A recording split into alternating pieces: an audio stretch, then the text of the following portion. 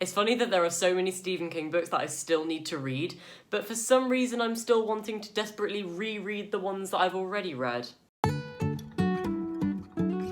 folks, Harry here, and today I'm going to be sharing with you some Stephen King books that I really want to reread. So the reasons why I want to reread some of these books is either 1, I have forgotten everything or almost everything that's happened in them. 2, it's kind of a tradition for me to reread them. Or 3, I didn't really like it when I first read it and I would like to give it another try. So I'm going to give you 5 Stephen King books that I need to reread. So I'm going to start off with a very good one, and that is Pet Sematary. So over the last couple of years, I've made it a thing to read Pet Sematary every single May. I've done it 2 years in a row, and I never really planned to do it. I read this book for the first time in May 2019, and I loved it. In 2020, lockdown got to me, and I just thought, oh, I want to reread a book. And I just thought, ooh, I read Pet Sematary exactly 1 year ago, let's read it again. And this year, I want to do the exact same thing. And now that it's May, my reread of Pet Sematary is due. This is a really good book, so I genuinely do want to reread it rather than it just being a tradition. I do have genuine interest in reading this one again. So next up I'm going to talk about the book that I'm probably going to reread next, and that is The Gunslinger. So I finished the Dark Tower series a very long time ago, and I just finished The Talisman, which is heavily connected to the Dark Tower series, and I have not even touched the Dark Tower series since I last read it. So I just want to reread The Gunslinger and just dive back into it. Maybe not reread the full series, I just want to reread this book because I think that now that I've finished the series, I think I will have such an immense appreciation from this book that I never had before. If you just look at my YouTube username, Other Worlds Than These, that comes from a quote on this book. It says Other Worlds Than These on the back of all of the books in the series. And Go Then, There Are Other Worlds Than These is one of my favourite quotes of all time. And it comes from this book. When I first read this book, I don't think I appreciated that line enough, and I had no idea that that line would end up becoming my online persona. When I read this book for the first time, I was called Reader of King on the internet, and I had no idea that I would end up changing my username to a quote from this book. In fact, when I read this book, I didn't even enjoy it that much, just because it's a little bit confusing, it's a little bit dense, and a lot of people actually read The Gunslinger and then give up on the rest of the series because they don't like it. If you are one of those people, you have to carry on with the series, because the second book is so much better, the third book is so much better, the fourth book depends who you are, but some people say it's so much better. Fifth book, I'm gonna stop there because I'm gonna get cancelled if I say I don't like the fifth book. Long story short, if you've read the first book and you didn't like it, please carry on with the series. I just really want to reread this book with the mindset that this book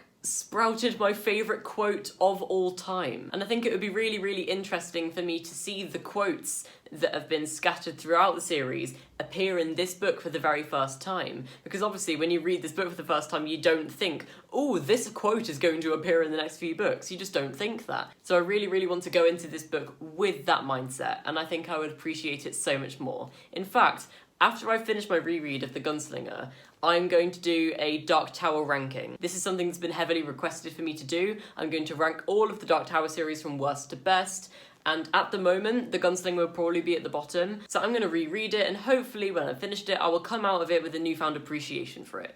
So next up, we have a classic.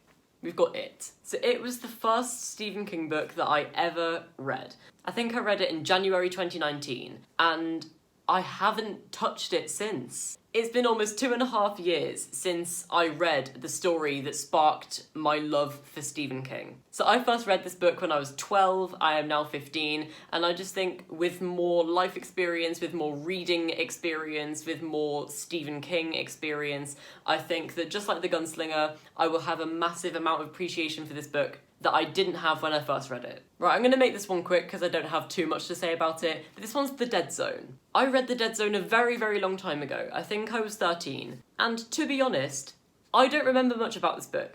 At all. So because I barely remember anything from this book except for the main premise and some of the characters, I think it's definitely due a reread. If I reread it, then I will probably be more qualified to share my opinions on it. And the last book that I'm going to talk about, it's Rosemadder. If you've been watching my channel for a long time, you will know that Rosemadder is one of my least favourite Stephen King books. I really did not like this book when I read it. But I read this book about a year ago now, and it's given me time for this story to resonate with me. and I think I was being a little bit too hard on it. So I've always said that the first 200 pages of this book, absolutely fantastic. If the whole book followed the same kind of direction that the first 200 pages did, this would probably be my favourite Stephen King book, and I'm not going to deny that. The first 200 pages of this book, perfection. I thought it was brilliant. It was just when this book started to go down the supernatural route that I thought, oh dear. I thought this book was so dumb, it was stupid, it had a really, really wacky, bad plot that felt like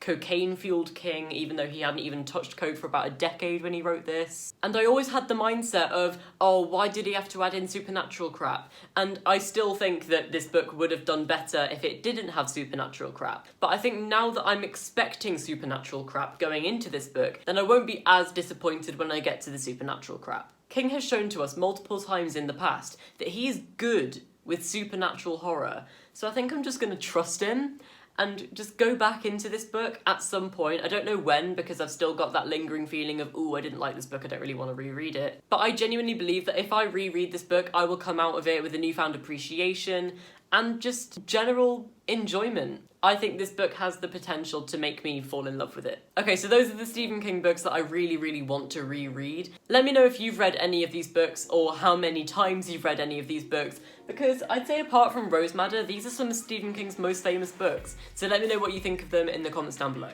I hope you enjoyed this video. If you did, please give it a big fat thumbs up, and please consider subscribing for more bookish content from me. All of my social media links are in the description below, and I will see you next time with a new video. Goodbye.